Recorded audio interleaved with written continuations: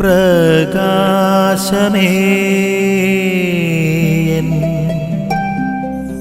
മിഴി തുറക്കുക വേഗം.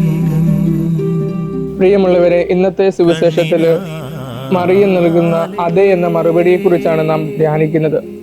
മറിയം ഇവിടെ കൊടുക്കുന്ന പ്രസാദാത്മകമായിട്ടുള്ള ഒരു പ്രതിസ്പന്ദനമാണ് അതെ എന്നുള്ളത്. മറിയത്തിന്റെ ഈ അതെ എന്ന മറുപടിയിലൂടെ പിന്നീട് മനുഷ്യചരിത്രം വേറൊരു വഴിയിലോട്ട് പുനർനിർമ്മിക്കപ്പെടുകയാണ്. കാരണം അതുവരെ മനുഷ്യന്റെ കൂടെ നടന്നിരുന്ന ദൈവം, അവന്റെ അനുധാവനം ചെയ്തിരുന്ന ദൈവം, മറിയത്തിന്റെ ഈ അതെ എന്ന ഉത്തരത്തോടുകൂടെ അവരിൽ ഒരുവനായിട്ട്, മനുഷ്യനായിട്ട് ഭൂമിയിലോട്ട് കടന്നു വരികയാണ്.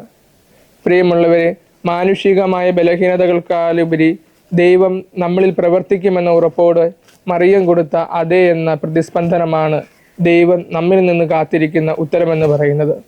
തൻ്റെ വാർദ്ധക്യത്തിൽ അബ്രാഹത്തെ ദൈവം വിളിച്ചപ്പോൾ അവൻ തൻ്റെ പരിമിതികൾക്കപ്പുറത്ത് ദൈവത്തെ വിശ്വസിച്ചു. അശുദ്ധമായ അധരങ്ങളിൽ ഉള്ളവരുടെ മധ്യേ വസിക്കുന്നവൻ എന്ന കുറ്റബോധത്തോടെ നടന്നിരുന്ന ഏശയ്യായെ ദൈവം വിളിച്ചപ്പോൾ അവൻ ദൈവത്തിൽ അടിയുറച്ച് വിശ്വസിച്ചു. മറിയത്തെ ദൈവം വിളിച്ചപ്പോൾ ഒരു സാധാരണ പെൺകുട്ടിക്ക് ഉണ്ടായിരിക്കേണ്ട ഒരു വിശ്വാസത്തെക്കാൾ ഉപരി ഒരു ഉപരിയായിട്ടുള്ള വിശ്വാസത്തിലൂടെ അവൾ ദൈവത്തെ സമീപിക്കുന്നു. ഇപ്രകാരം ദൈവം വിളിക്കുമ്പോൾ നമ്മുടെ ബലഹീനതകൾ, നമ്മുടെ കുറവുകളൊക്കെ മറന്ന് മറിയം കൊടുത്തതുപോലെ ദൈവത്തിന് പ്രസാദാത്മകമായിട്ടുള്ള ഒരു പ്രതിസ്പന്ദനം കൊടുക്കുവാനായിട്ട് നമുക്ക് സാധിക്കണം.